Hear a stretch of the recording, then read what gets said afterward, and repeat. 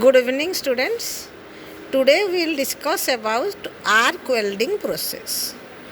We have already discussed in last video, welding is nothing but joining two similar or dissimilar metal parts without using any fastener or adhesives. So there are various types of welding, and this arc welding is a fusion welding process where the heat is generated by the application of arc. So first we will discuss about electric arc welding. In electric arc welding, the end of the metal pieces to be joined are heated locally to the melting temperature by creating an electric arc and then allowed to solidify to form the welded joint. So this is the principle of welding.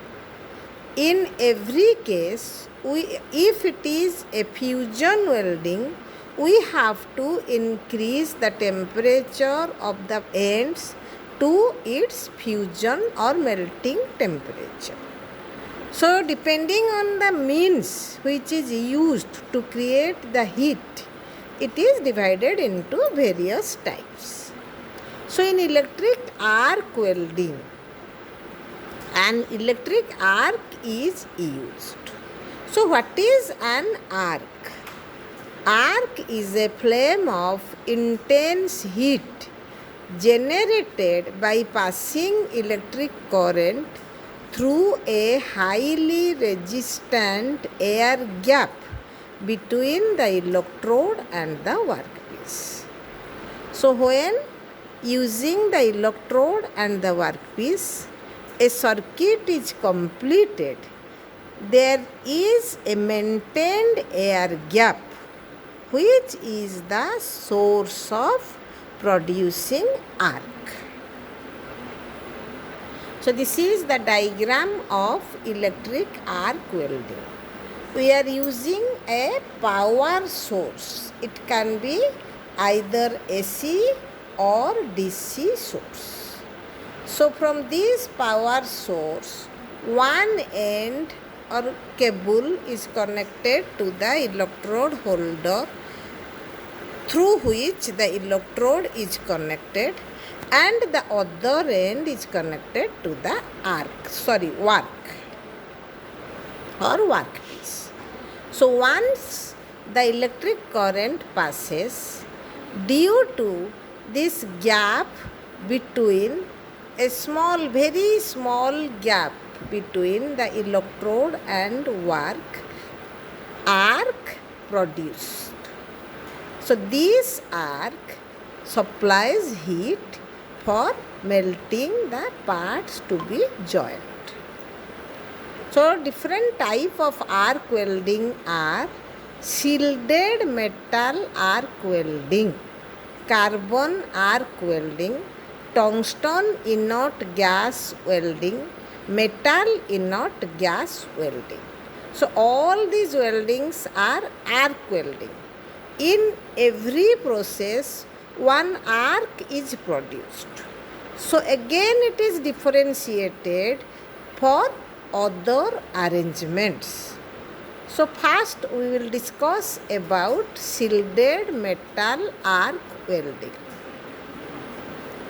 As the name suggests, shielded means it is shielding an area. So in this process, a metal electrode is used and the arc is maintained between this electrode and the workpiece, which respectively form the two terminals. The difference is here the metal electrode is not a bare electrode. This electrode is coated with flux, which produces a gas to shield and protect the welding area from atmospheric air. So this is highly essential to avoid oxidation. If oxidation occurs, then the surface will deteriorate. In some cases, this flux also carries certain alloying elements which promote conduction of electric current and stabilized the arc. In this case, both alternating current and direct current are used. When alternating current is used, a step-down transformer is used which receives current from the supply mains at 400 to 440 volt and transform it to the required voltage for welding, that is 80 to 100 volts.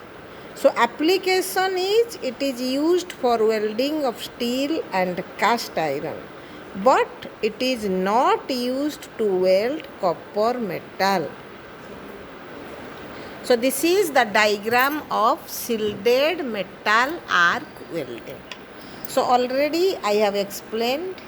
So one terminal is the workpiece, the other terminal is the electrode. A power supply is there. Either it can be a DC source or a AC source with step down transformer. But this electrode is coated. There is a electrode coating which produces a protecting gas layer which shielded the area, shielded the weld pool as well as the tip of the electrode and the conjugant area of the heated area of the workpiece. So this is all about shielded metal arc welding. So next we will discuss about carbon arc welding. So in metal arc welding, the metal electrode is a consumable electrode. It is consumed by the welding process. But carbon arc welding is a fusion welding process where non-consumable carbon electrode is used. In this case, only DC supply is used. The negative terminal of the supply is connected to the carbon electrode and the positive terminal to the workpiece. Here, the temperature at the end of the carbon electrode is less, and a flux is used to prevent the weld metal from picking up carbon from the fused electrode. So the carbon will not be contaminated with the weld pool. That is why the carbon is non-consuming. It does not get loss. Application, this welding is used for joining steel sheets. So this is the diagram of carbon arc welding. The process is same. One part is carbon electrode, which is one terminal. The other terminal is the workpiece and weld pool is there. So by means of a arc, heat is generated and it melts the workpiece. After solidification, a permanent joint or welded joint occurs. Next is tungsten inert gas welding.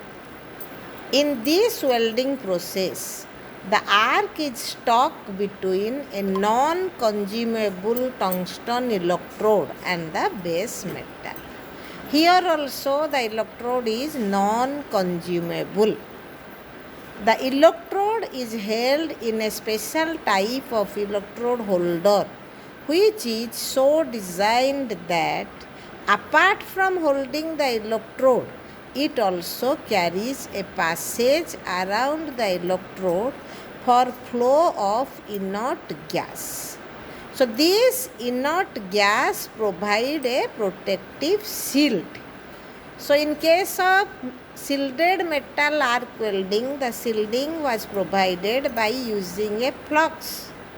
Here, without using a flux, an inert gas is flown to provide a shield around the arc. This gaseous shield protects the electrode, molten metal, the arc and adjacent heated areas of base metal from atmospheric contamination. So in this case, the shielding is done by means of an inert gas, and that electrode gun or the electrode holder is so designed that it will carry the electrode, tungsten electrode, as well as passage for inert gas, and sometimes it has a provision for water cooling or air cooling. So this is the diagram of TIG welding or tungsten inert gas welding. It is an advanced welding process. So here this is the electrode holder. Through the electrode holder, the tungsten electrode as well as an insulating sheath and gas passage is maintained. And like other arc welding, it is connected to the power source. So one terminal is connected to the electrode, the other terminal is connected to the workpiece, but the extra part is the inert gas cylinder. So this inert gas is passed to provide a shielding area to avoid air contamination. So next is metal inert gas welding. The difference is in tungsten inert gas welding, electrode is a non-consumable tungsten wire. But here it is a metal wire which is consumable. In this process, the power source is DC and one part is connected to the bare metal wire electrode and the other side is connected to the workpiece. The wire electrode is connected to positive pole of power source. Here the electrode torch is used where wire electrode fed from a spool. It is a wire, so it is kept in a spool and fed from the spool through the torch or welding gun at a constant speed, and the torch is also connected to the hose pipe carrying shielding gas. Just like TIG welding, but difference is in case of TIG, tungsten electrode is non-consumable, so it is fixed. Here metal wire is consumable, so it comes with a constant speed from a spool. Usually argon is used as shielding gas, and sometimes mixture of argon and oxygen or helium, argon and carbon dioxide or argon and carbon dioxide are used as shielding gas. So this is the diagram of MIG welding or metal inert gas welding. Similar to TIG welding, here also a inert gas cylinder is there. Wire spool, bare wire is coming from the spool through the electrode gun, and a power supply is there to give proper voltage for arising the spark. So this is all about the arc welding process. So in the next video we will discuss about some other type of welding. As welding is the major part of fabrication, So there are many types of conventional and advanced welding. So these are some type of arc welding. So in the next class we will discuss about other welding process.